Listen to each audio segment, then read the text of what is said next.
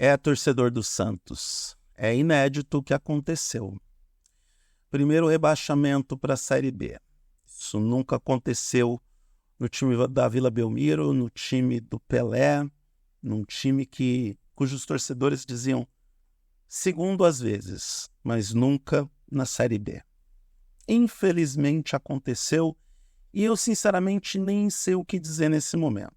Eu prometo não dar risada, prometo não fazer piada, não vou prometer não fazer bullying. Eu vou tentar não fazer bullying com o torcedor do Santos, mas eu estou aqui para dar aquela palavra de solidariedade, aquela palavra de amizade, aquela palavra de amor e de esperança para o torcedor santista. Eu acho que a dor maior ainda foi a dor de perder Pelé, porque ele, dentro da esfera esportiva, ele foi uma lenda, ele foi o cara que dividiu o esporte, futebol entre antes e depois, ele era um símbolo do que era o Santos, ele era o símbolo de um Santos que conseguia revelar talentos para o futebol em escala industrial. Não podemos nos esquecer de tantos e tantos jogadores que passaram pelo Santos e que nasceram no berço da Vila Belmiro e se desenvolveram lá e explodiram para o mundo. Os dois exemplos mais recentes, na verdade 3 ou 4, porque se a gente levar em consideração Robinho, o Ganso e o Neymar, 3 grandes talentos dos últimos 20 anos que nasceram na Vila Belmiro. Eu sinto pelo Pepe, eu sinto a dor que o Pepe deve estar sentindo. Na verdade, eu não consigo sentir, eu consigo imaginar a dor que o Pepe está sentindo ao testemunhar o primeiro rebaixamento do Santos em sua história, assim como Pelé é outra lenda da Vila Belmiro. Eu sinto pelos torcedores mais apaixonados pela equipe santista. Eu sinto pelas diversas gerações de torcedores que ao longo de décadas aprenderam a amar o time do Santos, a ver o Santos como símbolo de futebol arte, símbolo de futebol por excelência. Assim mais ou menos como o Botafogo. Santos e Botafogo eu vejo com muitas similaridades. São 2 equipes que revelaram 2 dos maiores jogadores da história do futebol na mesma época, Pelé e Garrincha, e são times que contam com passados extraordinários. É uma pena ver o Santos que, em parte, vive desse passado. Quando eu digo em partes, é que eu não falo exatamente daqueles torcedores mais tradicionais. Eu falo de alguns dirigentes que acreditam que o Santos por si se basta, quando não percebem que o futebol se tornou mais dinâmico do que apenas ter uma tradição, apenas ter uma camisa, apenas ter um uniforme forte. A própria seleção brasileira masculina de futebol está sofrendo disso. Não consegue se sustentar apenas com a camisa, apenas com o peso do uniforme. O Santos, para mim, é a mesma coisa. Enquanto o Santos não rever os seus conceitos, não olhar para outros rumos, não mudar a visão e quebrar paradigmas consigo mesmo, a situação vai ficar muito complicada. Eu vejo esse rebaixamento do Santos se construindo ao longo dos últimos 3 anos, pelo menos.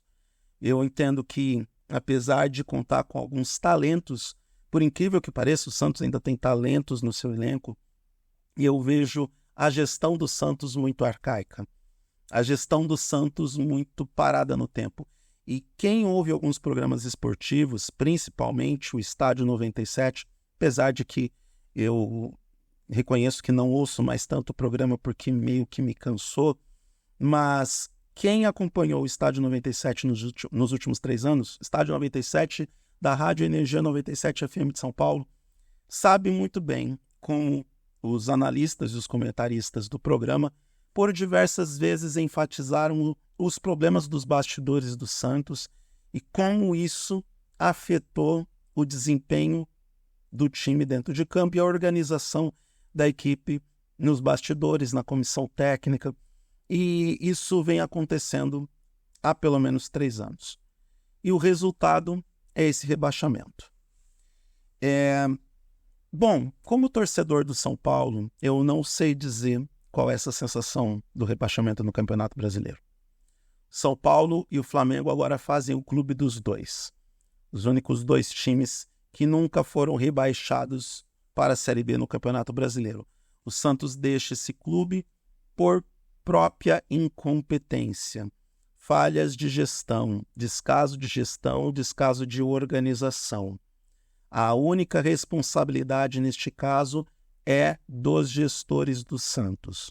Jogadores não têm culpa, comissão técnica faz o que pode, a culpa é de quem contrata, a culpa é de quem deixa de pagar salário, a culpa é de quem troca os pés pelas mãos, acreditando que esse time de futebol que você está dirigindo é de sua propriedade, quando não é. Dito isso, seja bem-vindo, Santos, à Série B. Você vai ter que enfrentar times como CRB, Avaí, Tombense caiu, né? Chapecoense, enfim, uma galera, Vila Nova, sabe? O tour pelo Brasil do Santos vai ser bem interessante. E não pense, Santos, que a Série B é uma maciota, tá? Não pense que vai vencer a Série B nadando de braçada, porque não é tão simples quanto parece.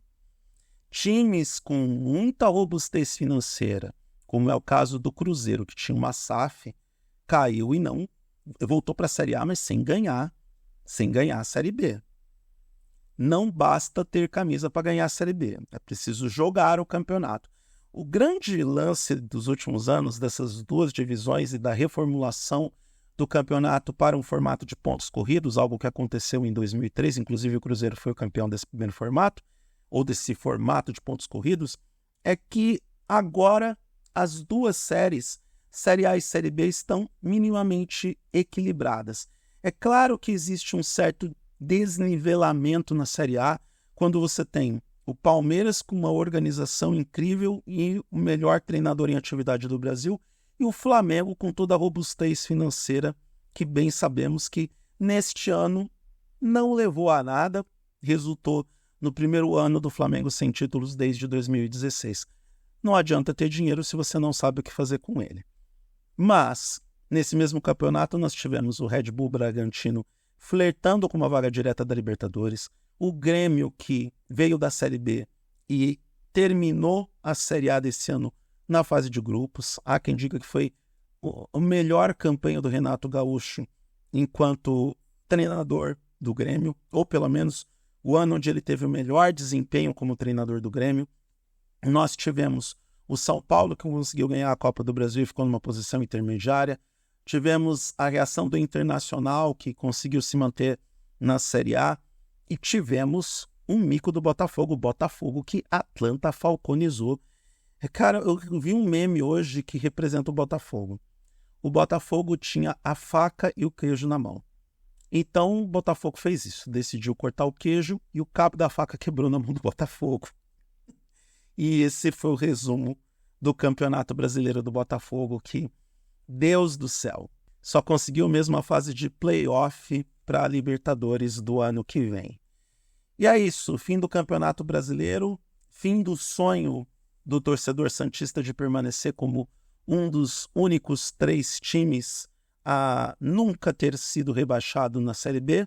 A experiência é bem bacana, passar jogo na Bandeirantes não é algo ruim, tá? Porque eles escolhem horários bacanas para os jogos serem exibidos. Torcedor santista, sábado, 4 da tarde, bacana, sabe? Dá tempo de você ir para balada no sábado à noite, ou domingo, 6 da tarde. Você tá ali já, tranquilo, assistir o jogo da Série A, tem o jogo de fundo para assistir. Olha, todo mundo saiu ganhando. Vamos ter 2 jogos de futebol no domingo com times grandes, teremos jogos no sábado, teremos jogos na segunda-feira, e o Santos vai fazer um tour pelo Brasil. Pena que não é o Santos do Pelé e do Pepe. Aliás, meus pêsames por torcedor santista, e alguém, por favor, vai ver como o Pepe está, porque eu estou preocupado com ele. Acho que o Pepe não aguenta esse rebaixamento do Santos. Espero que fique tudo bem com ele e espero que fique tudo bem com o torcedor santista, que infelizmente tem que aguentar e amargar este rebaixamento inédito para a Série B. E é isso.